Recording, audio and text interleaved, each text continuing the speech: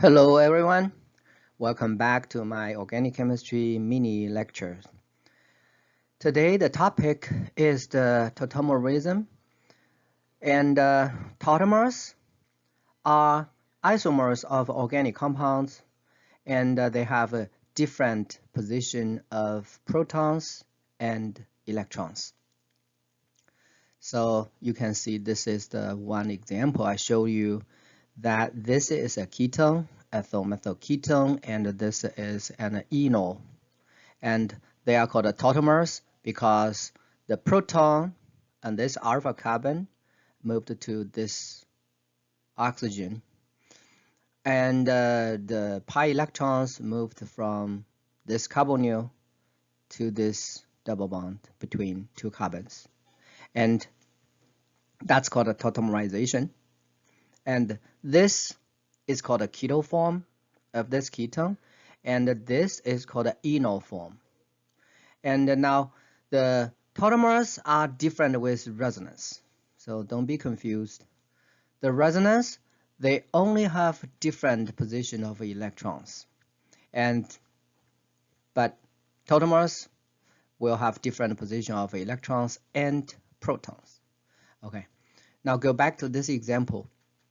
You may notice that this is an equilibrium, and normally the keto form will dominate, and more than 99% contribution come from this keto form, and there's only less than 1% of enol tautomer. And this example is a ketone. Aldehyde works the same way, and if you have aldehyde, this is a keto form, and this will be the enol form. And again, the keto form will have more than 99% contribution to this equilibrium. And if you have 1,3-diketone, and then this enol form will have more contribution to the equilibrium compared with the normal, because if you look at this enol form, this proton will form a hydrogen bond with this oxygen. So this carbonyl at this beta position helped stabilize this enol form. And another example, special example, is this cyclic dienol. It's a ketone with two double bond here. It's a conjugate system. And the enol form actually is an aromatic compound. Actually, this is phenol. And since this aromatic is much more stable, so this equilibrium actually will move forward. So you actually have much more this enol form in this equilibrium than this keto form.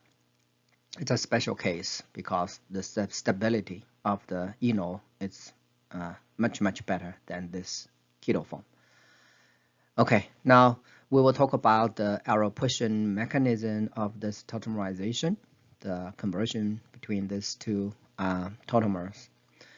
First, we'll talk about the acid-catalyzed tautomerization of this ketone. So I use the same example of the last slides. You have the acid in water, the tautomerization to enol mechanism shown here. First step, since we have acid, so protonation will be the first step. That's the oxygen attack this proton, and the intermediate is actually this protonated intermediate, and the water will be the base to depronate this alpha proton. Yeah, I call this alpha proton because this is alpha carbon. So, and this is alpha carbon, and this is beta carbon. This is also alpha carbon. Now, the water depronate this proton and push the sigma electron back to form this pi bond here. Actually, will form a double bond here, and then break that pi bond between this carbon and oxygen.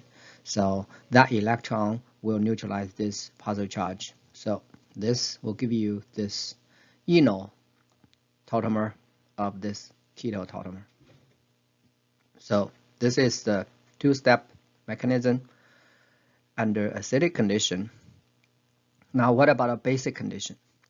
If we have a base, hydroxide in water, this same ketone will also tautomerize to the enol tautomer, but the mechanism will be a little bit different.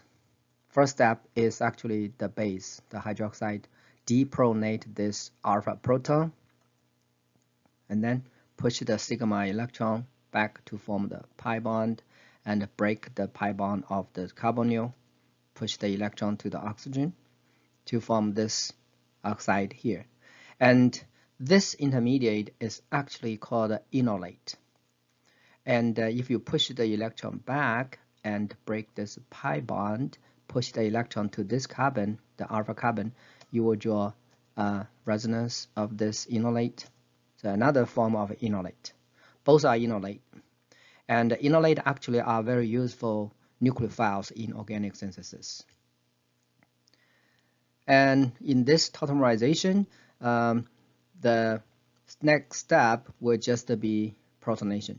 So we have water. Water can provide proton for this oxide.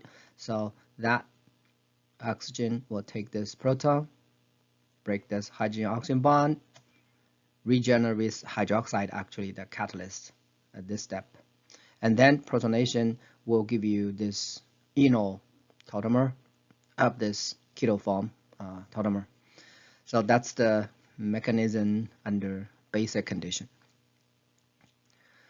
And actually, tautomerization not only happen to this ketone or aldehyde, it can also happen to other organic compounds. So I will give you a couple more examples. First one is the amide can tautomerize to amidic acid, actually. And this tautomerization is actually similar with the tautomerization of the ketone. You can see the arrow pushing mechanism. I first will show under acidic condition, the first step will be similar protonation. And then this gives you the protonated intermediate. You can see this is very similar with the ketones. And then second step will be the base. The water can be the weak base, depronate the proton on the nitrogen. And then the sigma electron will push back to form the pi bond and break that pi bond of the carbonyl, protonated carbonyl. And then you can get this enol form, the tautomer. This is under acidic condition. Under basic condition, the first step will be deprotonation directly by this hydroxide, and this proton will be deprotonated. And then the sigma electron will be pushed to form the pi bond, and then break this pi bond of the carbonyl to form this negative charged intermediate. Its anion is similar with the enolate. And then next step will be protonation. Water can provide proton for this oxide, so this can directly attack this proton and break this hydrogen-oxygen bond. And again, this also generates the hydroxide. And then that protonation step will give you this enol form tautomer. So you can see the acidic condition, the basic condition, the mechanism are different. Last example here, I will talk about the enamine-imine tautomerization. So you can see this is the conversion from enamine to imine. The structure of enamine includes a carbon-carbon double bond, and on one of this vinylic carbon, there's an amino group here. Although this example is a cyclic, but it doesn't have to be cyclic structure. And the imine will have a carbon-nitrogen double bond. Okay, that's the imine. Under different condition, acidic condition, basic condition, the arrow pushing mechanism will be shown here. So you will notice that they are very similar. Under acidic condition, so you have a proton here. So the lone pair on the nitrogen actually will push to here to form a pi bond and break this carbon-carbon double bond, break one of the pi bond, and the electron will attack this proton. So you will have this intermediate, which is the positive charged intermediate. We need to get rid of this positive charge. We can use the base here, water. Water can be the weak base to deprotonate this proton and push the sigma electron back to neutralize this positive charge on nitrogen. And then after this deprotonation, this is the imine. That's the tautomer of this enamine. So this is the arrow position under acidic condition.